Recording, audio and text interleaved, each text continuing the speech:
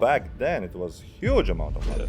Best salespeople don't present the product until they have really understood the customer needs. What is the secret? How to overcome this objection? Having actual some goal and you relentlessly go after this goal. People would be glad to buy if you would act like a normal person. It all comes from the belief in yourself. If you can actually do it, the conversation doesn't have to stop. But if it works, what then? Sell me this pen. Welcome everyone. Today's guest is Edmunds Pošers. Edmund, can you tell us a bit about yourself in 2 to 3 sentences so everybody watching and listening to this podcast can get to know you better? A regular guy living a regular life. I don't know. I was expecting such a question, and honestly I don't know really how to answer it. But father, husband, I guess entrepreneur, and That's in short. You also do sales, right? Yes. You spent almost 2 decades in sales now. At this point, is sales still exciting for you, or has it become just work? No, sales is very exciting. Sales has been, all my life I've spent in sales, and honestly, it's surprising to me myself that it still excites me, and it's honestly the only thing which I'm actually interested in. And day in, day out, I can keep learning, keep developing, and keep listening everything about sales. And it just, it's, I guess, a passion of mine. Mm-hmm. What is so exciting about sales that keeps you motivated to do it every single day? I don't know. It's just a whole process that I don't think I can pinpoint one specific thing. It's just a whole process, like, let's say, that you can actually have someone who is not really sure that he needs something, can try to change their minds and actually make them realize that they can take this step and can maybe change their lives. And but I mean, in general, the whole process. I don't think I can pinpoint one thing. Mm-hmm. Okay, so you're running the sales academy and you're still a sales director at Revolution. Yes. Most people would pick only one choice. Why and how are you able to do both of them at the same time? Yes, so I'm still fully employed in Revolution. Yes, I'm in charge of sales team. I've been there for 15, 16 years, whatever, already a long time. And honestly, I just started a few years ago. I just decided that I'll start posting online something about sales because, again, sales has been simply a passion of mine. And at some point I thought, okay, let me start posting stuff. And it's just like it came from nowhere. Just all this sales academy. I just thought, okay, let me just post some sales tips, and then somehow it developed to some small business what it is today. And it just was organic. Mm-hmm. And now all the sales tips you do are in Latvian. But before you started in Latvian, you mentioned that you tried in English as well, right? Yeah. Well, before I started, so I has always been hesitant about posting online and showing my face. I've been doing several more businesses, like trying to start them, but somehow I was always hesitant to show my face publicly. And then I decided, okay, the first step was like, okay, let me start doing it in English, so no one in Latvia sees me. So that's why I started in English. But then I realized real quick that still this algorithm shows you a Latvian audience, and people start noticing. Like, okay, I guess I'll just switch to Latvian. So I switched to Latvian. Everything is in Latvian, but recently I also started posting in English again. Oh. Yeah. Is it on like a different account or the same? Yeah, different account, everything different. So I thought I'll just grab some English audience, and I started posting pretty aggressively, 4 reels a day. Oh wow. Yeah, and it's been going on now for 2-3 months. But there's really slow. It's a very slow traction. Nothing really is going on there. But I'm a big fan of paid ads. So at some point, whenever I have the material ready in English, I'll just go with paid ads. Yeah. Not a big fan of organic. I see you on my social media every day, nonstop. So you just watched once and then it does the job. Yeah. That's the algorithm. Okay, take me back to the very beginning. Where did you grow up and what kind of kid were you? Where did I grow up? I grew up in a neighborhood called Bolderai, Latvian. I grew up there in 90s, which was pretty. It was considered not a really safe district back then. I don't think it's considered safe now. I think it's pretty unsafe still. But so I grew up there, and what kind of kid I was? I don't know. Well, let's say in school I was always one of the cool guys. But at the same time, let's say I never had like bad grades or something. I had always pretty good grades, but I still somehow managed to be in the like pretty social, pretty active, and so on. Yeah, that's I guess in short. So you already had skills to persuade people when you were a kid. Yeah, I have been pretty. Yeah, I was never the quiet one, I guess. Oh, Yeah. okay. Speaking about school, you studied business administration at Riseba later on. Yeah. Why did you choose Riseba, and what did you actually take away from it? I guess I chose, so as everyone, I guess at that point, whenever they finished the 12th grade, parents, I had some like push from parents that like, hey, listen, you need to study forward. I mean, that was not only from parents, but in general, people had this like, even now, right? You finish high school, it's called high school, right? Yeah. I think middle school. Middle, okay, whatever. To 12th grade, you finish it and you have to do something else, right? You have to, I mean, many people. And then I just chose this business administration only because I had the idea that I want to build a business at some point. But I mean, I would not really call it studying because I was doing this not full time. It had only one Saturday every other week or something like that. I don't remember. So first 2 years I was studying properly, and but then I went to States for 1 year. I came back, and the next 2 years I was like barely surviving there, but I somehow finished it. So it's not that I was like studying, but I managed to finish it. Let's put it this way. Oh, and while you were studying at Riseba, for those who don't know what Riseba is, can you maybe explain them? That's a university where you can learn about business administration and I guess many economics and so on. Yeah. Oh, okay. So you were studying, and while you were studying at Riseba, you started your first sales job at Latvian telephone company. How old were you when you started? What do you remember about your very first sales call? I was 18. Well, I finished this high school, and I thought, okay, I have to start working. I have to do something, and at the same time, I want to study. That's why I chose this, not full time, only on Saturdays. And then I started working in this tele company, and it was cold calling department.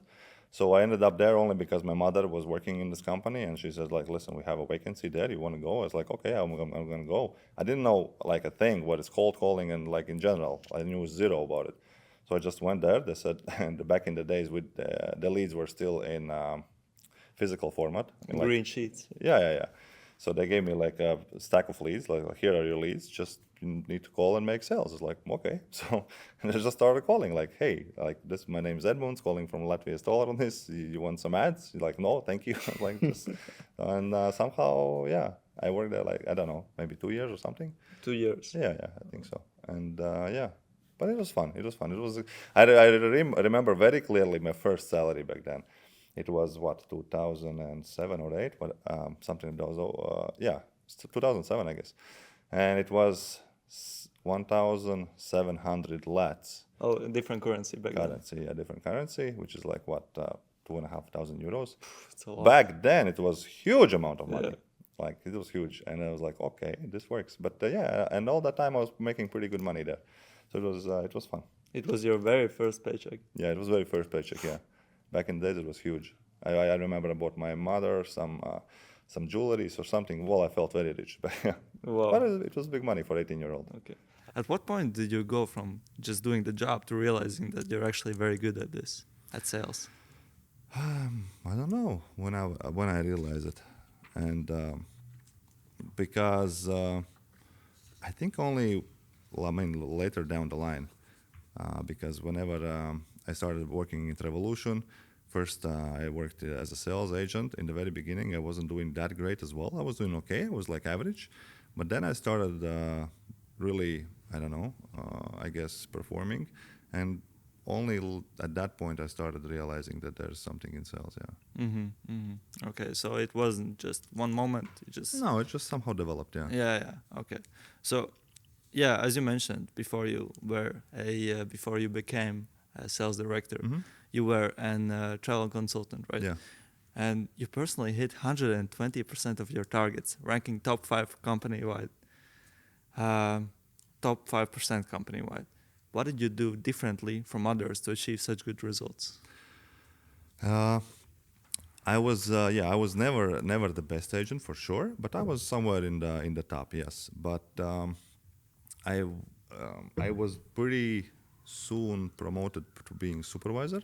But what did I do differently? I think it was consistently. We were a group of friends who were actually very consistent. We were like outside of the work, we did all the things you have to do as 20-year-old, like parties and so on. But whenever it came to work, we were all very disciplined and very consistent. So we never skipped a day. If we had the shift, we were on shift. It was if it was Saturday after Friday parties, we were always on shift. So it was we were very disciplined. We're still friends with all of those people, and yeah, I think that was the thing which separated us: consistency, and that we always also competed between ourselves, but it was like friendly competition. So we had like, okay, this month I'm beating your ass. Like, okay, let's bet on a whiskey or something. Okay, let's do it, and then we're grinding all month. And yeah, it was we were always high performers, disciplined and consistent. Yeah, I guess that's the key. That is the best kind of Environment. competition. Yeah, you it's can very have. nice environment that you have friends who are also want to achieve high targets, and you all compete between yourselves, and not in a bad way, but like in like friendly competition. Mhm. You mentioned that you were like upgraded to supervisor very soon. How long did it take? I think after 1.5 year or 2 years, something like that. Yeah, I think a bit below, a bit less than 2 years. I was promoted to And supervisor. how long does it usually take? It really depends. Back then, so for someone it takes forever. For someone it takes, even less. Well, usually, I mean, rarely someone is promoted like less than a year or 1 year and a half, but that's like exceptional. But it depends. Someone's promoted in a few years, someone's never promoted. Well, Oh, okay. And now you're leading a team of over 400 people. What's the hardest thing about going uh, from like the top performing salesperson to leading a team of hundreds? well, it didn't happen overnight. So basically, I was a sales agent, and then I was a team supervisor in one project in economy. Then I was a team supervisor in business. So I had some, like, I don't know, 10, 15 agents. Then slowly the team grew, and we didn't explode to 400, like that. It's even more now overnight. So we were just like in this position. I'm already like what, since 2000, I don't know, 17, 18, something like that. So we gradually increased the amount of agents every year, and yeah, I mean, and if you ask me what's hard about it, I mean, hard is that at scale. I mean, everything. I mean, every day something happens, right? I mean, then one day you see that you lack leads. Then okay, we increase leads, but then you see that, okay, expenses are not there. I mean, they also increase. So it's very hard to find the right balance sometimes um, between the proper amount of agents, leads, expenses, and so on. And yeah, I think that's the answer. So you've been in this position for almost like 8 years approximately. Well, if you could go back in your corporate career and do one thing differently, what would you do and why? I'm not sure I would anything, honestly. I think we have been doing. I mean, there are mistakes which you make along the way, but not like major ones that you would want to, like, we need to go back and fix it. Yeah, I don't think there is one such thing which I would want to go and fix it, because there are some learning experiences which, like, okay, this failed, we don't do this again, right? We experiment with many different things, we change a lot on weekly, monthly basis, but I don't think there's one thing I would change, like, in general. Okay. Okay, let's switch gears now. You started the Sales Academy while you were where you were still at Revolution. Yeah. What was the moment you decided to build something of your own, and what triggered it? Again, so all these years while still working, I was trying to experiment with many different things offline. Like, I did even some drop shipping brands and so on, but I never really. I mean, I don't know. Somehow I built many things, but then whenever it's already ready, I didn't have the, like, energy or willingness really to go ahead, like full, like all in, because first of all, time, I didn't have much time, and then somehow it all died. And again, this one I didn't have really planned to start the Sales Academy. It just somehow developed from these organic posts, honestly. I just started posting. Then someone like asked me, hey, like, do you have this? Do you have that? Then I made this online material, and it's honestly, I'm a big fan of selling information. It doesn't require much of delivery, and it's very scalable. Mm. I completely agree. Yeah, you're very good at sales. I also learned from you, and I completely agree with everything you say. So Latvia had the sales coaches, trainers, consultants. What made you think that the market needed specifically what you were building? I think Latvia has some people who are already doing this for like 15, 20 years. And maybe it needed some fresh breath. I think many of them are very like, they just have a different style. I think they are more, I'm not sure what's the right word, diplomatic, like, and so on. I don't know, but my way is a bit different, and it's just a fresh breath, because those things which many of them are teaching have been taught, like, I don't know, 20 years ago. Same Like thing. old method. Yeah, old methods, and same thing. And but I bring a bit different energy. I think a bit different view on things. So I think I just needed a fresh breath. Mm-hmm. And when you launched Sales Academy, how did you find the first clients, or did they find you? They find me. They found me. Yeah. Oh, you started with the ads and. No, so basically, yeah, I started posting this organic. Then I thought, okay, I need to make some digital materials, and I started with selling this low ticket product. Like I just made one video of what it was, 40-minute something training, and I started running ads, all no ticket, and it worked very well. But it was breaking even on the front end. Back then, I just didn't have any understanding of what to do with those low ticket customers. So I just started advertising. I was breaking even, and but I didn't know how to monetize them on back end. Mm-hmm. So yeah, and that's how I started. And then I understood, okay, there's something there, and from there, well, everything developed. But yeah, and while I running ads, some people noticed me. Then they text me like, listen, can you help, and this and that. So somehow, from there, the momentum did build. So the ads work very well for you. Ads work very well, yes. I'm a big fan of ads, because whenever I'm not running ads, I have a feeling that nothing really is going on. I really don't like not to run ads. Many times you can often hear that people don't like running ads, don't like spending. I just don't like whenever they are not running, because then I really have feeling that everything is like nothing's going on. And selling digital products low ticket is great, because let's say in Latvia you can actually break even. So I don't know, spend 5,000, you make 5,000.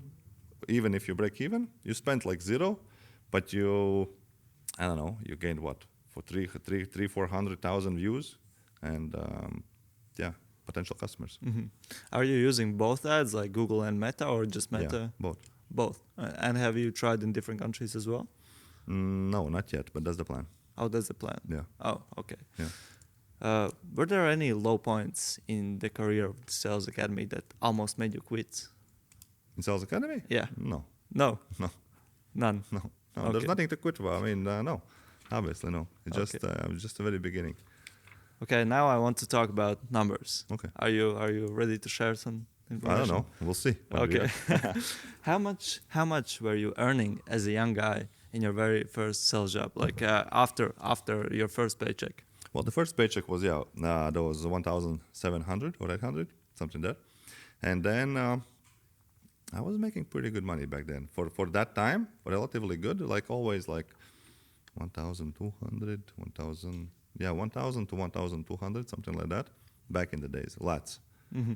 That was good money then, because I don't know. Back then in Latvia, the average salary was like 500, 400, 500, something like that. Maybe even less. Maybe even less, yes. Maybe even 300 something. But so that was good money for an 18-year-old. Whoa. So you kept it consistency. Yeah. Back then it was very consistent until the crisis came in 2007 or 2008. Yeah, whenever the crisis came, obviously no one wanted advertising in the phone books anymore. So then it stopped. Mm-hmm. So how much did the Sales Academy make in its very first year? Well, you can open public data.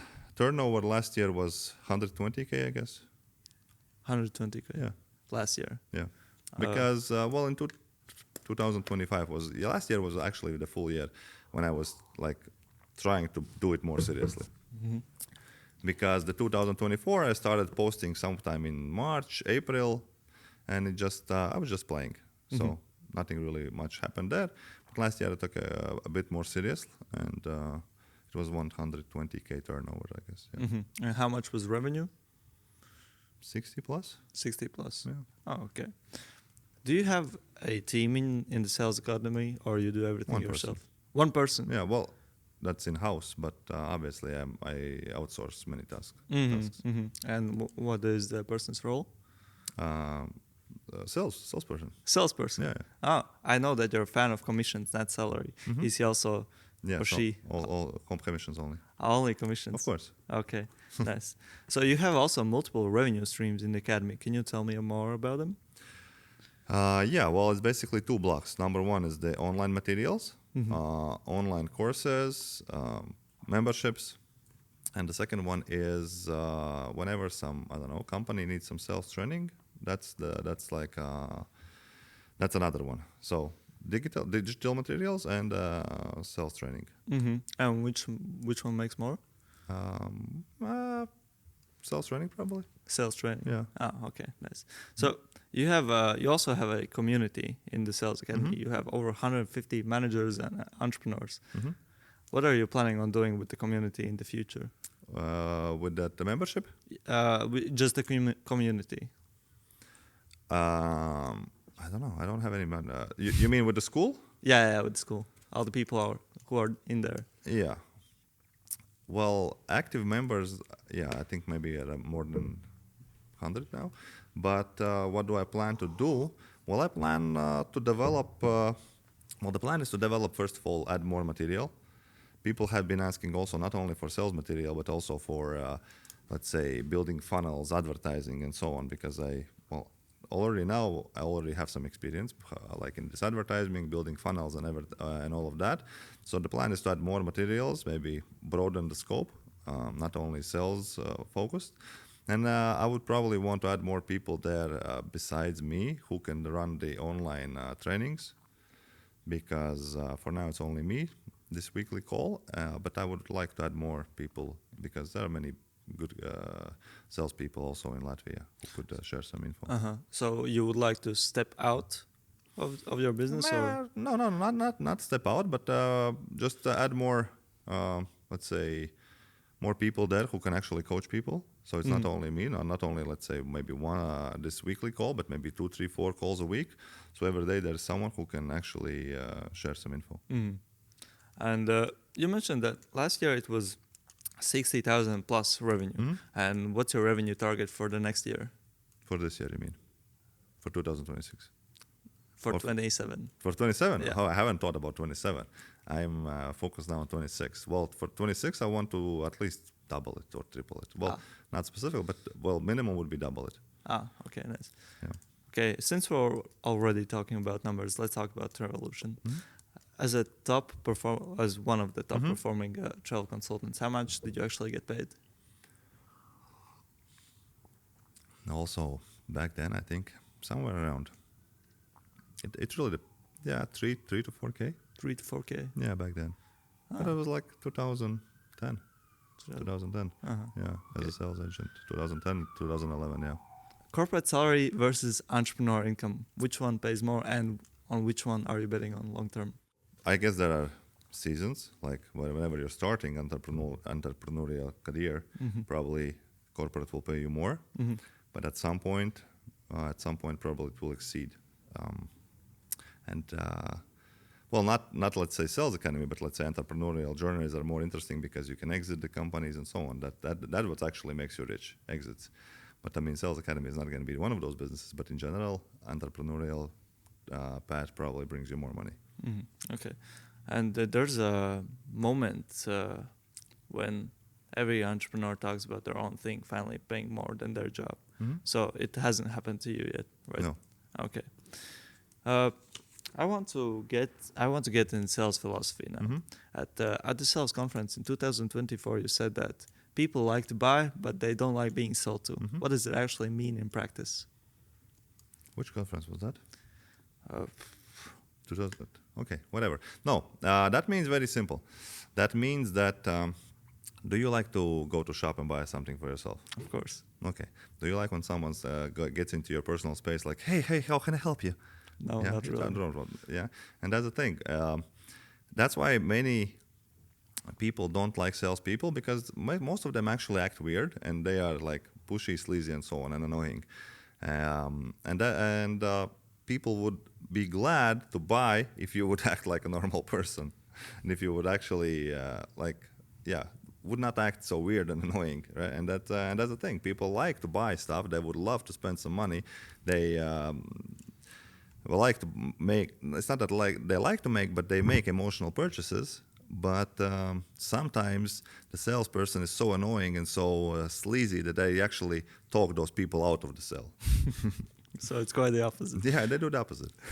Okay, and you also mentioned that your potential clients, they don't care about you or your product. They only care about themselves and their problems. Exactly. So what is a salesperson's job in that conversation? To discover the real, to discover the actual, the real need and the real pain of the client. So you discover the real pain, discover the problem, and you present a solution. There is this current situation and there is ideal situation, right? The desired state, this desired situation. And the product or the service is only as a vehicle which can bring you from this state to the desired state. So no one really cares how you get there, right? Let's say someone wants to, I don't know, make money online. So is it going to be like that company or this company with this funnel or that funnel? He wants the end result. He wants to make money online. So product or service is really a vehicle which can bring you to the desired state. So that's why no one really cares about the product or service. Like they want to get there. So is it going to be with product X or product B? Doesn't matter. They want the desired state. And how do you actually discover if the person, if your potential client has a problem? Asking questions. Asking questions. Of course. Just any type of questions. No, not any type of questions, obviously. But, there are many. The structure I use is separated in 5 brackets, right? Number 1 is situation questions. You ask about the client's current situation. Problem awareness questions. We try to do you like it or you don't like it? Yeah. Is there any actual problem? Then there's solution awareness problems. Has he tried to fix it before? If he did, did it work? If it didn't, why it didn't work, and so on. Consequence questions. What consequences are there if you don't fix this problem?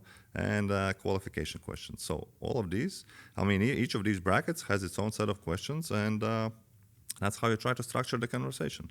There are different ways how you can do it, but I like to stick to the structure. It just makes it very easy. Situation, problem, solution awareness, consequence, and that's it. So with every question, you dig deeper to find out the actual problem. Yeah. Ah, nice. So you also work with big companies like Bita and Ergo. What are the problems they come to you with? Problems across the board are the same, man. They are the same. People, they are not consistent. They lack motivation. They call and don't know really what to say, how to say. They are they don't want to make calls. They don't make enough calls. And yeah, across the board, you name it. Big companies, small companies, it's the same issues. Mm-hmm. And what are the problems you see in Latvian business making right now, except these problems you mentioned? I know that you sent out emails to a bunch of companies to test out their response time and what they respond to you. Yeah. How did it Yeah, that was funny. So I took some 20 random companies. I did a test. Many don't even totally ignore you. They don't call you. They don't email you. Right? That's one part. Then there's another part who respond to your request simply by sending email. Hey, how can we help you? You left a request with this and that. Then another bracket is who will send you proposal or quote immediately. I don't. It was like some these wood materials. Yeah. So I sent it. I'm interested in this and that. There was a phone number, everything. They could have called me. They could have done everything properly. But what they do is immediately send a PDF. Like, hey, here's the price, right? So there's this category, and then there's another category who actually call you. But also those calls are so weak. Those sales reps, they like literally ask 1-2 questions, and again they send a PDF. Like, here's a quote, and that's it. And then they just either follow up. In the best case, they at least call once, but in most cases, they just don't call and just keep it. And this deal is like hanging somewhere in the air. Yeah, so it's pretty bad, I would say. Rarely you will find a company in Latvian market who has all these processes really properly set up and executing properly. Yeah, very rarely. Mm-hmm. And out of those 20 companies, was there at least one that was good? There was, I think, one of the car dealerships was okay. They called me. They asked me they called me in okay time, and they said like, okay, come in for a visit, come in for a test drive. That was good, and they actually also followed up. So yeah, there was one pretty okay-ish. Okay, nice. What are the 3 most common sales objections and how to overcome them? I need to think about it, like standard. I need to talk to my wife. I don't know, too expensive.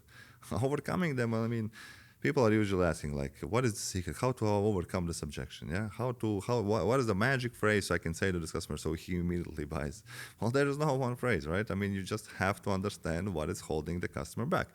And again, the thing about objections, they can come at different points and different stages.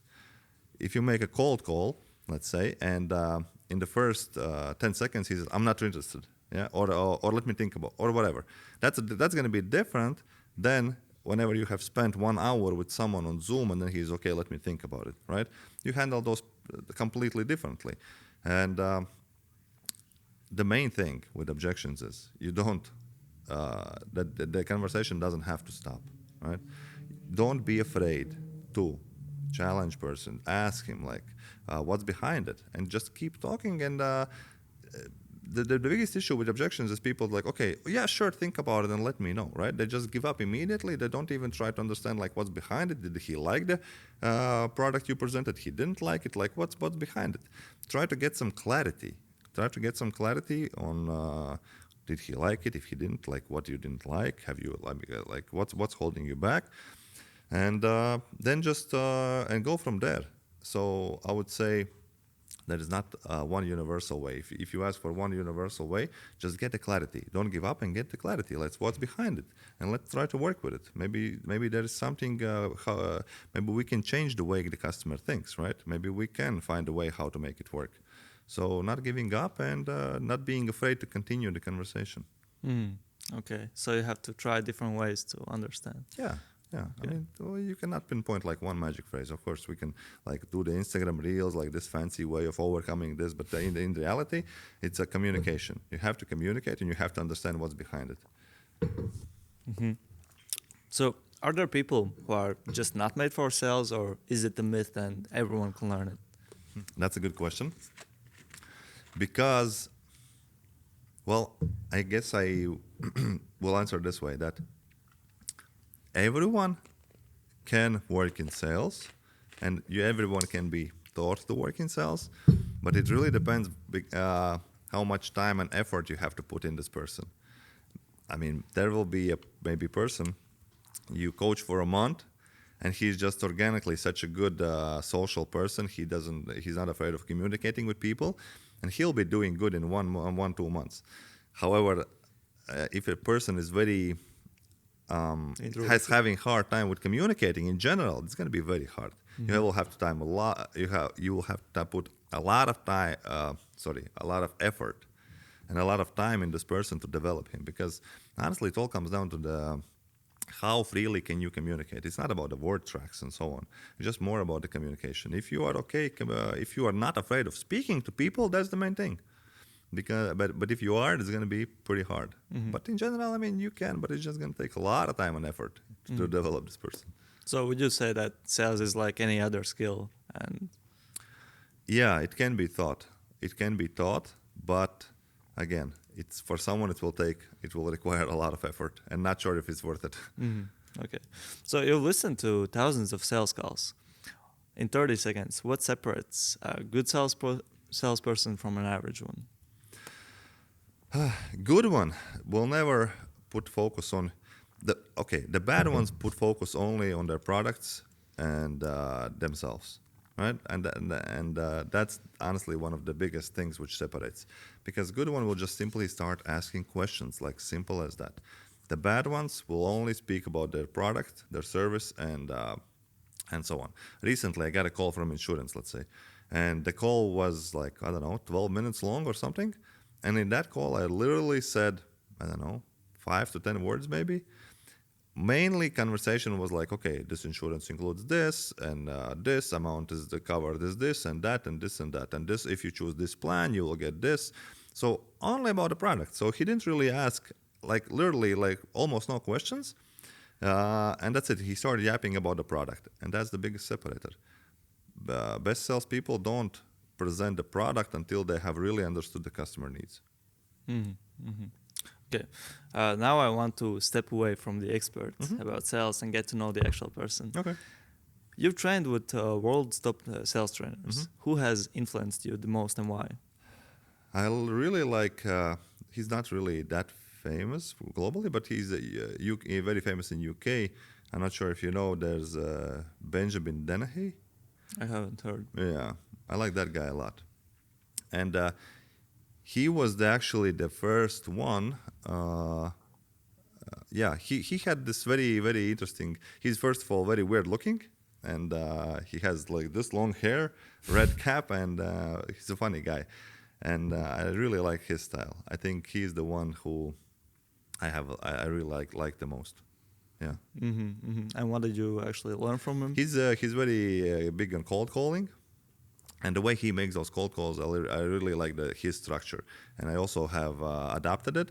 And there are many people online already who are like doing his structure but presenting it as theirs, but in reality that's his. Maybe he's not even the original source, but I learned from him, and I really like his structure. That he has these weird openers. And then you present these 3 problems to the client, and then you push them away. That's like his style, and I took it from him, and I really like it. But yeah, he's the one. Nice. So you have 2 children, right? Yeah, What age? 9 and 13. 9 and 13. So you're a family man running 2 serious careers. How do you actually stay present at home? That is challenging, honestly. That is challenging. All of this takes a lot of time. And yeah, well, sometimes, very often, you have to work weekends. And well, I mean, it's hard. You just try to balance it. There's no like the secret formula. Let's say in work days, we are all very busy, do a lot of sports and all this. So we basically come home, I don't know, 8, 9, and then there's not much time to spend. But weekends, we try to do something active, something together, as much as we can. I mean, if there's work, there's work. But yeah, as much as we can, we just try to use those moments and do something together. But it's just a lot of balancing. And what would you say? What would you say to entrepreneurs who just had their first kids and they're doing business on the side? What would you advise them? I think honestly, there are seasons in life, and it really depends on in which season are you. Because whenever my kids were younger, I didn't have I was fully in revolution and still, and I was working nights even then. Yeah. So, but that was one season. Now I have a different season. So it really depends on in what season you are. Now I work more, and I mean that's just I acknowledge that I will spend maybe less time with family, a bit less time with children. But now this is the season I'm in, and I have to go through this season. And just to understand that. And I mean, if you're in different season, you just spend more time with kids and more family. Is it because they're now older and they can like be Yeah, I mean, my kid independent? is already like, look, he's already soon 14. I mean, he's more interested now spending time with kids, maybe with his friends as well, not with so much with us. And every chance he can get, he goes to his friends. They do some, I mean, boy stuff and so on. So that also gives me some. I don't have this sense of guilt that like I should have. But he's happy to go with friends, with bikes and so on. So okay, I can work. So how does a typical Monday for you look like? Typical Monday. Typical Monday is typical every day is that I wake up at 6 a.m. I go to gym. I go to work. I work till, I don't know, 6, 7. Then I go home. I do some other stuff if needed. I still work. I mean, in Revolution, we work like 24/7 because we have offices across the world. And it really doesn't start at one point and doesn't end, right? So we basically are always available. We always work. I mean, also you get home, you open your laptop, you still people are need something from you. You need to check this, check that, approve this, approve that. So, I mean, I close my laptop around after 10 p.m. Like I try to disconnect. And I go to sleep around, I don't know, 11 and wake up at 6. I need to get some 7 hours of sleep, then I'm good. So, Okay. So are you exhausted by the end of the day, or? well, yeah. Whenever it's getting close to 11, you already feel like a bit tired because you're like been awake for 17 hours and up and running. But it's not that like I'm falling off my legs. But I mean, you feel tired, but it's okay. You go to sleep and you're good to go again next day. And you mentioned that the biggest part of the day you work. What does it work mean to you? What do you do in your work? Sitting in front of a laptop and fixing some problems. I guess that's how you. I've thought about it because my kid is also asking me like, I'm telling I cannot. I have a meeting. It's like, what do you do in those meetings? Like, well, and then I think about it like, all day goes solving some problems. I mean, bigger problem, smaller problem, but I mean, eventually all of those are some issues, right? I don't know. We have results drop there. Okay, we check what's going on there. I don't know. Something's not right there. Like some issues in the physical office, some issues there. Like I don't know. But it's bigger or smaller. But all of those are some kind of operational problems, operational work. Basically, it's a huge team, and there's a lot of operational things which you have to do on a daily basis, and that's what we do. I mean, sitting in front of a computer, meetings, operational stuff, teams, chats, so on. Yeah. Oh, nice. After such a long day, how do you recharge? Do you even do that? I don't know. Sleep. 7 hours of sleep. That's a recharge. It's enough for you. I don't have any rituals or anything. No. Weekends I like to go sauna, but other than that, no rituals. I'm a pretty simple guy, honestly. I have 3 things. I have family, I have work, I have gym. That's it. The only 3 things I do. I don't have much of hobbies. I don't go out. I don't know. Yes, I go out maybe once a year. I don't know. Summertime we just plan something with friends. I just work. I go to gym and I spend time with family. I was just about to ask you what are your hobbies, interests, but you canceled the question. Yeah, I don't have much. I like snowboarding. If it's good winter, we go to snowboard. Yeah, with my kids are skiing. My wife is skiing, so I snowboard. We like to do that. Other than that, well, I mean, all active sports. Like I don't know, going with bikes, simple as that. Snowboarding, some activities. If we can do some movement, then it's good. Whatever, just even go for a walk. Or recently I ran this marathon, which I'm not sure if I'm gonna do more, but so something active. How much was it? 42 kilometers? Yeah, sure. No, 10 only. That was the second time in my life I ran 10 kilometers. It was my personal best. But I'm not a runner.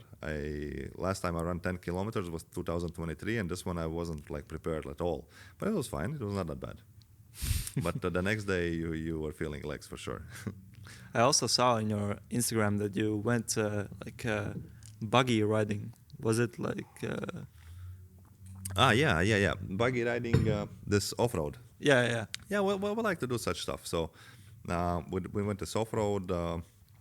There is a very nice place in Sigul that you can do this with off-road jeeps. Yeah, we did that. I just want to say something else. What else we? Oh yeah, hiking. Yeah. So what else we do? We love hiking. Yeah. Me and my wife, if we have a chance, we would love to go hiking. Yeah, that's one more hobby we have. And you mentioned that you like snowboarding and your kids go skiing. Is it usually in Latvia or you Also go Latvia, yeah, we go to Žagarkalns, but we in March we went to Slovakia. So yeah, sometimes we go abroad if we can. Sometimes in Latvia. Yeah, depends. Nice. Okay, now I want to do some quick last questions. Where do you see yourself and the Sales Academy in 2030?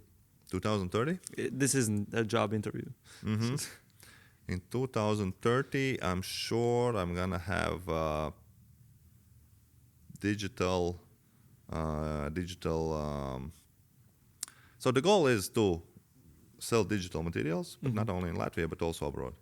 So I just want to find a market, a niche, where I will know that I put X amount of money in, I double it, and I just take it out. That's it, without much of my involvement. That's the plan. If an 18-year-old would come up to you and ask for advice about sales and starting their own company, what would you say? I would say do it. Just do it. Just do it. The sooner the better, and bet on yourself. Believe in yourself, because the things which stops most people is just fear of failing, fear of that it's not gonna work. I always like to say, think about what people think. What if it doesn't work? But let's think about it differently. What if it works? Yeah. What if it works? The positive side. Yeah, exactly. What if it works? What then? Yeah, think about it that way. So, and it will work. I mean, there's especially if you're 18 years old, there's nothing to lose. You can live with your parents, live till 30. Just go with it. Just go all in. Just go. I mean, all in. Especially then. I mean, whenever you're like my age, 40, and you have kids and responsibilities, it's much harder. Because whenever you're 18, 20, just go for all in. Just try, fail, and just go all in.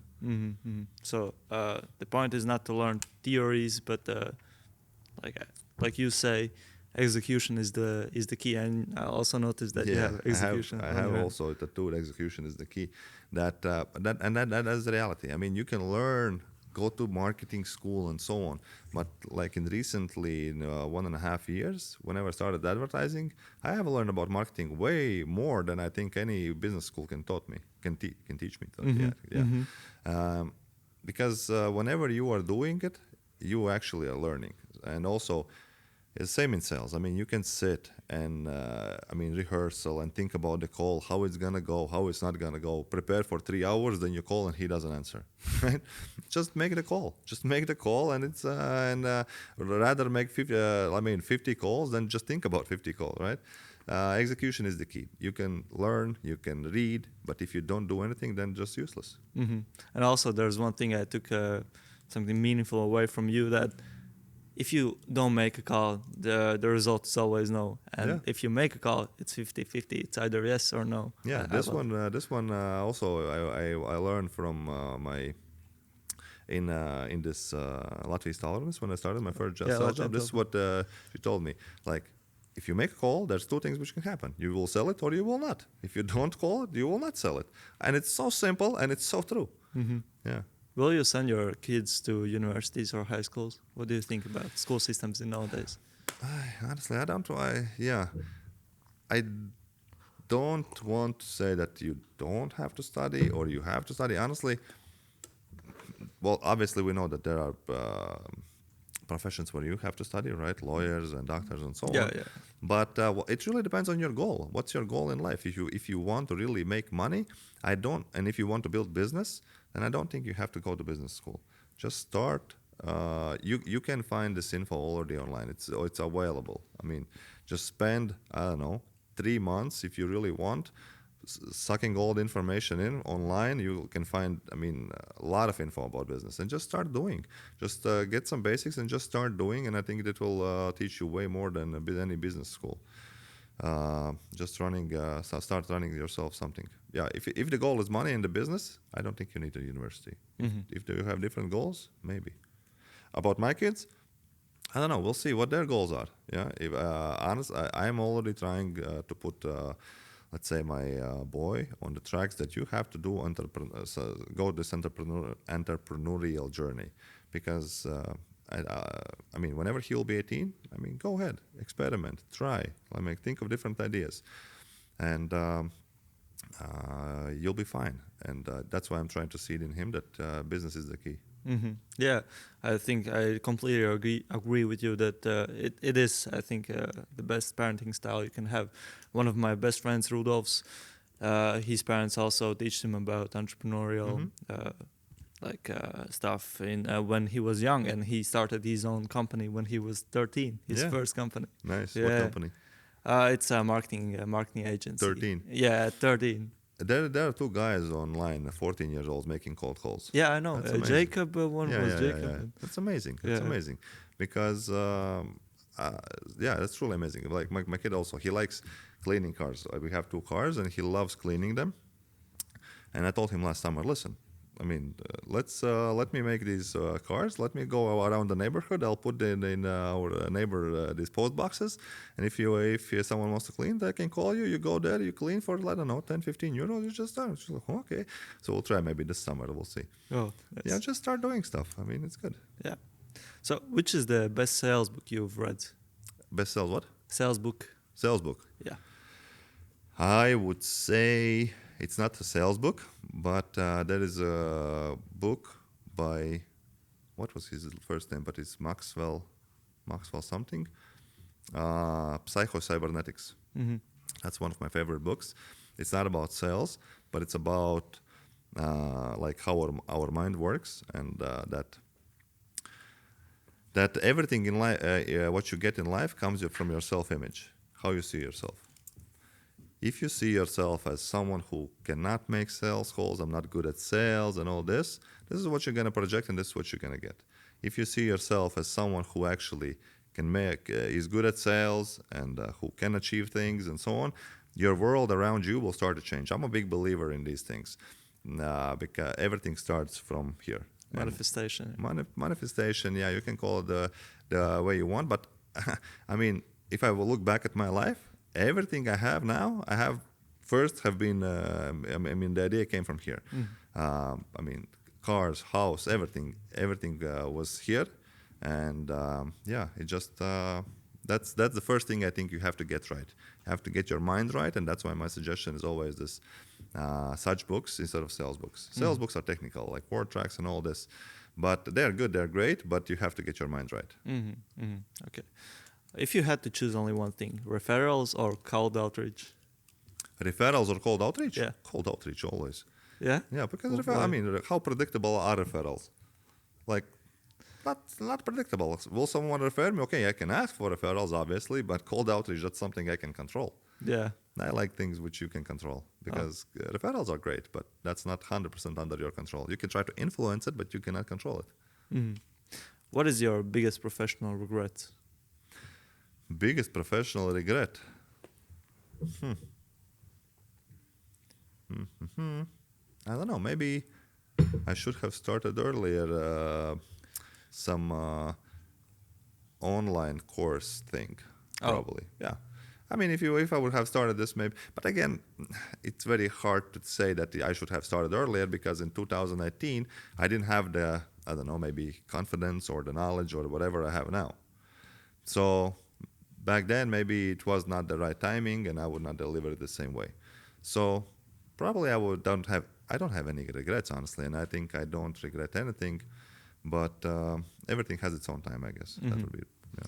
What would 20-year-old Edmunds think of you today? What would 20-year-old Edmunds think of me today? He would probably say, "Hey, you're getting old, fart." Yeah, but other than that, I don't know. Man, that's a tough question. I don't know. I have no idea. I need to get to 20-year-old Edmunds. Really don't know. What is one advice you would give to people who are watching this podcast? One advice to the people who are watching this podcast, I would say bet on yourself. Believe in yourself. Because anyone who have achieved anything in this life meaningful, yeah, which we consider meaningful, I don't know, got to his millions or houses or cars or business, he is no different than me or you. Like literally no different.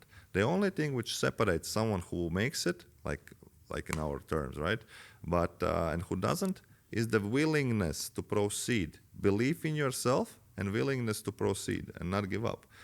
And having actual some goal which you keep in front of you and you relentlessly go after this goal. And it all comes from the belief in yourself, if you can actually do it. Like in reality, there is no difference between. I mean, we are all born the same way. Okay, yes, we whenever we are born, we are dealt cards, right? Someone is dealt better hand, someone is dealt worse. Someone has, I don't know, rich parents. But again, use the cards you have, and still, I love to look at all the success stories. I mean, look at I don't know, 50 Cent, Francis Ngannou, or many different people who have came from imaginable places and achieved the success they have now, only because they believed in themselves. Mm-hmm. And that's my I guess wish to anyone: just believe in yourself that you can actually do it because you can. That is very inspiring. And last but not least, sell me this pen. I'll do it the way that everyone does it. Yeah. Look, this pen is amazing. It's so shiny. Look, it clicks amazingly and it writes great, right? But and the way you would do it? The way I would do it. Okay. What kind of pen do you use now? I use the Parker pen. You see, the classic one. Okay. Do you like it? Yeah, it's all right. Okay. What made you think you might need a new pen? Because my previous one ran out. That's why. Your Parker pen ran out? Yeah. Okay. So when did it run out? It ran out like 2 days before, actually. 2 days before? Yeah. Okay. Do you have... why do you use it, in fact, in general? Mainly for? I just doing my daily work, you know. Okay. So how do you plan to do it without a pen? Writing on computer. Writing on computer? Yeah. But I think it's better to write on the paper. Why do you think it's better? Because it actually helps my mind to work, you know. Okay. So, do you like that how often does your pens run out? I don't know, once every 4 or 5 months. Okay. Would you maybe want your pens not to run out every 4 or 5 months, and you have something consistent that you can rely on? Yeah, is there pens like that can keep going forever? Not forever, but not every 4 or 5 months. Oh. So if there would be a pen, would you consider it? Yeah, of course. Okay, yeah. So basically this way. I mean, just start asking questions. Instead of saying shiny objects, just, I don't know, ask questions and try to sell the pen. Edmunds, thank you for joining us today. Thank you guys for having me. I think that everyone who was watching and listening to this podcast took something meaningful away from this. And this is an open invitation to come back and show us how your story continues. Sure. Let's meet in 2030 and let's see if all this came true or not. See you next time. Thank you.